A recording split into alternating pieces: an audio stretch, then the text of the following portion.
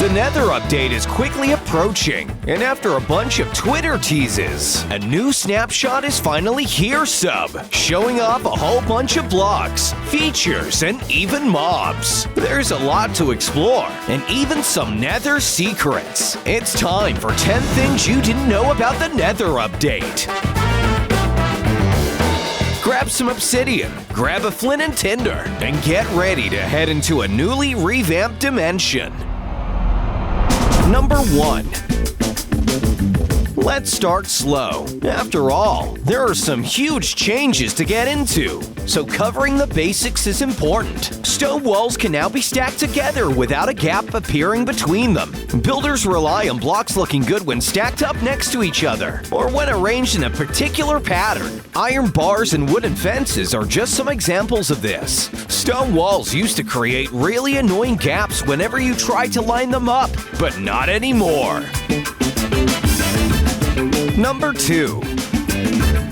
It wouldn't be the Nether update without the Nether, of course. With all new biomes such as the Blue Warped Forest and Red Crimson Forest, the place looks more lively and vibrant than ever, even if it's still a hellish wasteland of fire and ash. Crimson and warp stems now grow and spout fungi. They even have a cool-looking animated veins that pulsate. This stem can be gathered similar to wood. Warped and crimson stems can be crafted into wooden planks, but not just any planks. They're purple and blue. In turn, these can be made into any colored wood variant. Purple stairs, a blue button, a purple fence gate, a blue slab. The list goes on. Not only will this provide some more needed vibrancy to the Nether, but it'll also allow you to bring an extra touch of color home for decorating your house. Number 3. Some Nether trees will spawn with a new light source block called Shroom Lights. This can be collected and placed with minimal effort, but is an excellent addition for providing immersion and a bit more depth to various Nether biomes. I know that you would be a great addition to the Subs World family, wouldn't they, sub? Not everyone who watches our content subscribes to keep notified. In fact, quite a significant amount don't. It would really mean a lot if you guys click that button. Besides, it means always staying up to date with stuff like this. What's not to like? Number 4. There are 4 new biomes in total, but the Soul Sand Valley is the one I want you to explore next today, sub. This biome has a bigger chance to spawn ghasts and skeletons, which roam the soul sand covered areas. An additional type of soul block is also making up the ground, however. Soul soil actually has more wavy texture, and it can be used to create new light sources. When regular fire lights on soul soil, it'll turn blue instead. Similarly, soil can be crafted into a soul torch to create a really chilling looking blue flame. Or you can use this soul torch to create a soul lantern. But soul columns will now spawn from the grounds of the valleys, reaching up to the roofs. The blocks appear as pillars, but will also be placed directionally depending on where you face. Last but not least, soul sand valleys have a strangely colored filter, with ash particle effects that drift up by your screen, setting a bleak, dreary atmosphere that almost feels quite haunting. This appears to be a common type of effect amongst the new biomes. Number 5.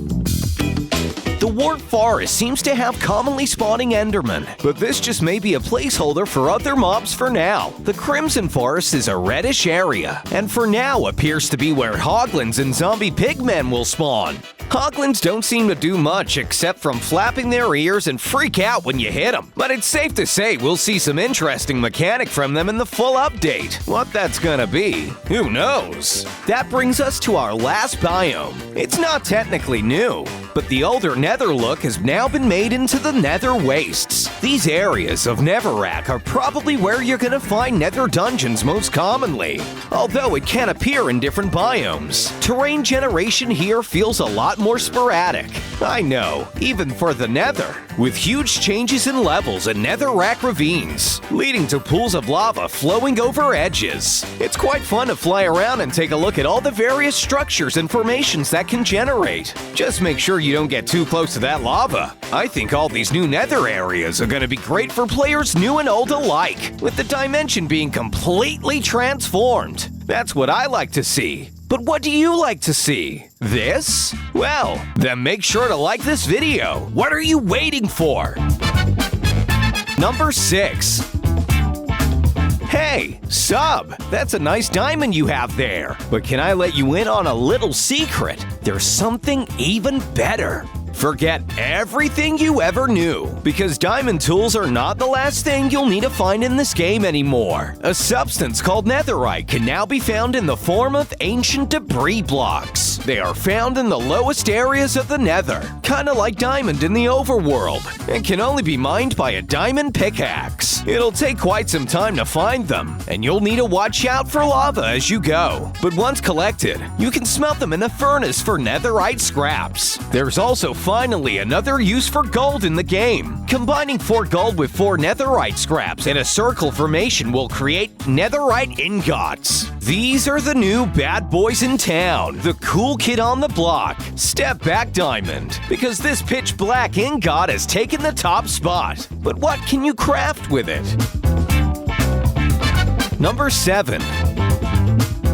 Now that you have some fresh Netherite ingots, it's time to upgrade those shabby old diamond tools you've been using for years. After all, you progress up the material ladder pretty quickly in Minecraft, and need to have diamond before you can even step foot in the Nether. With a full set of diamond tools you've worked hard for, it would be pointless to throw them away just for another set. Luckily, that isn't the case. To get a swifty new set of Netherite tools, you have to combine a Netherite ingot with a diamond tool you've already made, making it a little less difficult having to gather all of that ancient debris. You thought we were stopping at tools? Well, you'll be glad to hear that there's an entire Netherite armor set to go with it. How do you feel, sub?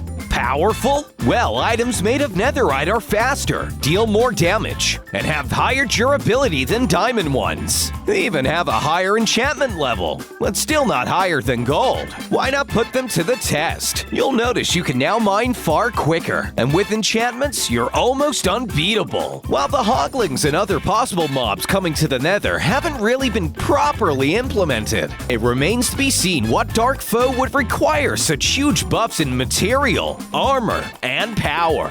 What do you guys think the new big baddies of the Nether will be? Do you think they'll be so strong that you need full diamond or even Netherite gear to take them on? Leave a comment down below, and sub will make sure to heart his favorite responses. Number 8. I can see that Steve has gotten his hands on a diamond sword with knockback enchantments. I'll take you back down to the Nether for a while. Here are some bonus tips about Netherite to keep you informed. You may not have figured this out for yourself unless you died in a pool of lava, but if an item made of Netherite falls into the lava, it floats. Netherite armor pieces also completely reduce the knockback effect, which has the potential to change up PvP and minigames in a big way. This would also be a great prank to pull on someone who doesn't know this little secret fact. Aw, poor Steve. Your knockback sword isn't gonna work on sub anymore. Number 9. Going back to the Wart Forest. No, that's the red one. I was talking about the blue one. Yeah, there you go. Going back to the Wart Forest. It's actually the least hostile of all the biomes in the Nether. Not saying there won't be something dangerous poking its nose around, but it beats the Soul Sand Valley by a mile if you ask me. Number 10. Let's end this hellish update by bringing things a little closer back to home. In the overworld, shipwrecks can be found on many beaches and by island coasts. And while you may have gotten used to seeing them quite a lot, their chances of spawning have now been reduced, making it far less common for you to run into a pirate's secret treasure trove. You've been looking for ages in this fresh world, haven't you, sub? On the plus side, if you were looking for a specific biome but didn't want to waste a whole bunch of time searching, a new command has been implemented, allowing you to locate specific biomes. Let's give it a whirl. Find me a taiga. Now extreme hills. Now a desert. See? What did I tell you? Very useful indeed.